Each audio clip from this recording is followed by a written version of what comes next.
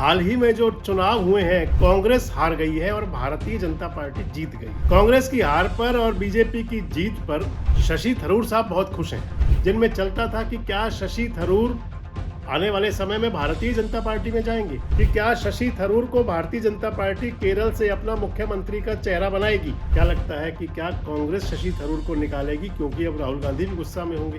धुरंधर नेता जिनके पास है तजुर्बा, आज के नेता जिन्हें करके दिखाना है, कल के नेता जिनके हाथ है भविष्य की राजनीति। देश रोजाना करेगा राजनेताओं के साथ कल, आज और कल की बात। द सियासतनामा में हर शनिवार शाम 8 बजे।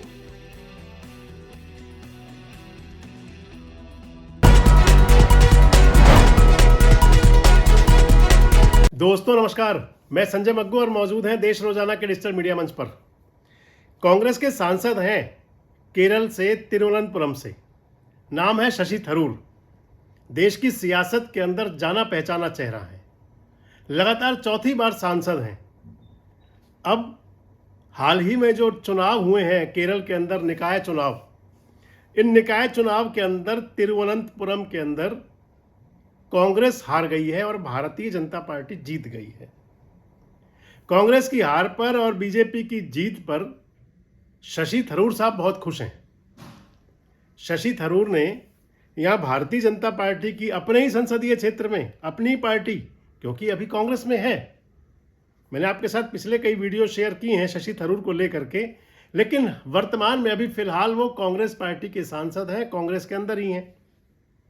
परंतु उनके ही संसदीय क्षेत्र में अपनी पार्टी की हार पर वो खुश भी हैं। बधाई दे रहे हैं भारतीय जनता पार्टी को तिरुवनंतपुरम के अंदर जीत की। अब वहां मेयर भारतीय जनता पार्टी का बनेगा।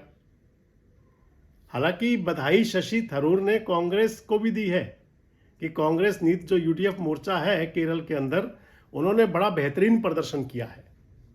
यानी कि कांग्रेस का जो गठबंधन है वो केरल में सारे में तो जीत गया, लेकिन तिरुवनंतपुरम के अंदर हार गया, उस सीट पर हार गया जहां लगातार 4 बार से सांसद कांग्रेस का है। बड़ी महत्वपूर्ण बात है। और इसके साथ ही उन हवाओं को अब और ज़्यादा बल मिल गया, या और चर्चाएं ज़्यादा तेज हो जाएंगी, जिनमें चलता था कि क्या शशि थरूर आने वाले समय में भारतीय जनता पार्टी में जाएंगे। एक बड़ी चर्चा रही है और मैंने भी आपके साथ वीडियो शेयर किया था कि क्या शशि थरूर को भारतीय जनता पार्टी केरल से अपना मुख्यमंत्री का चेहरा बनाएगी।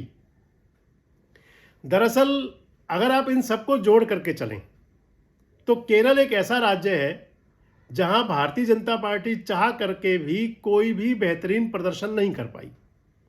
केरल एक ऐसा स्टेट है, ऐसा राज्य है पूरे देश का, जहां की आज भी लेफ्ट राज करता है और वहां मुकाबला कांग्रेस से होता है। यानी कि दोनों इंडिया गठबंधन की पार्टियां, एनडीए का वहां पर कोई नाम लेवा भी नहीं है। और भारतीय जनता पार्टी को केरल के अंदर खासकर उम्मीद की किरण दिखाई दी शशि थरूर में। और शशि थरूर की के अंदर उम्मीद की किरण यूं दिखाई पड़नी शुरू हो गई कि शशि थरूर का भी कांग्रेस में मन कम लग रहा है। आप पिछले कुछ समय का घटनाक्रम अगर आप देखें, मैंने आपसे पहले भी जिक्र किया था कि पहले तो कांग्रेस के राष्ट्रीय अध्यक्ष का जो चुनाव था, उस चुनाव के अंदर शशि थरूर मैदान में उतरे मल्लिकार्जुन खड़गे के सामने। हालांकि वोट शेयर में तो उनको वोट 1000 से भी कम मिले, लेकिन चुनाव मैदान में जरूर थे। मल्लिकार्जुन खड़गे के सामने चुनाव लड़ा। इसको आप कह सकते हैं कि वो कांग्रेस का आंतरिक लोकतंत्र ठीक ठाक है कि वहां बाकायदा वोटिंग हुई। उस वोटिंग के अंदर शशि थरूर हारे और मल्लिकार्जुन खड़गे चुनाव जीते।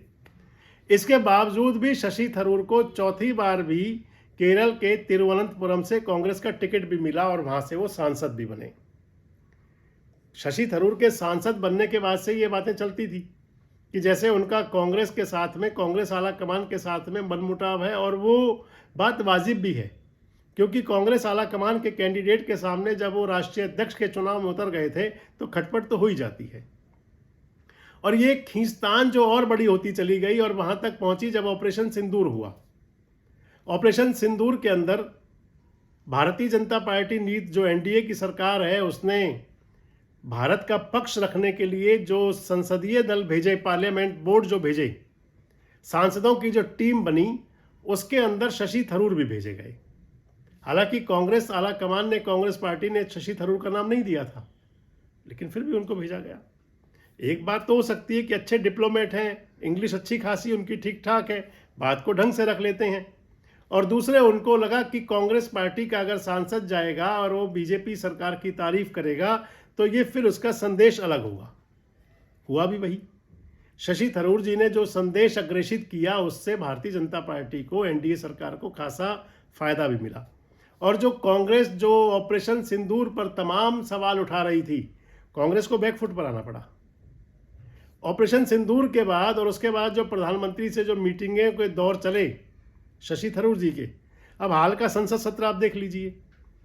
जो संसद सत्र चल रहा है आजकल, इसके लिए जो बैठकें हुई, उसके बैठकों में जो राहुल गांधी और मल्लिकार्जुन खड़गे यानी कि कांग्रेस आला कमान ने बुलाई, तमाम इंडिया गठबंधन के सांसद शामिल हुए, कांग्रेस की पार्टी के सांसद शामिल हुए, लेकिन शशि थरूर किसी बैठक में नहीं गए।